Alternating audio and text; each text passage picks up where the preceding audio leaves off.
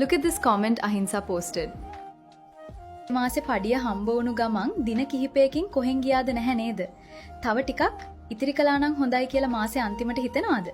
එහෙනම් මෙන්න මේ වීඩියෝ එක ඔයාටමයි. ඔයාගේ ආදායමෙන් 50%ක් අත්‍යවශ්‍ය දේවල් වලට වෙන් කරන්න. 30%ක් ඔය ආසාවන් සහ විනෝදාංශ වලට. හැබැයි වැදගත්ම දේ ලැබුණු ගමන්ම 20%ක් ඉතිරි ගන්න. දවසකට රුපියල් 100ක් හෝ 200ක් පැත්තකින් තියන්න පුළුවන් නම් මාසයක් අන්තිමට ඒක ලොකු ගණනක්. ඒ වගේම ලංකාවේ උද්දමනයක බල සල්ලි නිකම්ම එකතු කරනවට ආරක්ෂිතයි. තුන්වෙනි වැදගත්ම දේ ක්ෂණික හිතුමනාපයට බඩු ගැනීම නතර කරන්න.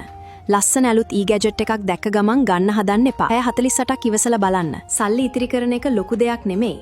ඕනේ පුංචි කැපවීමක් විතරයි. ඔයා දැනටමත් පාවිච්චි කරන සේවිං ටිප් එක පහලින් කමෙන්ට් එකක් දාගෙන යන්න. වීඩියෝ එක හොඳයි නම් ලයික් කරලා යාළුවෝ අතරේ ෂෙයා කරන්නත් අමතක කරන්න එපා.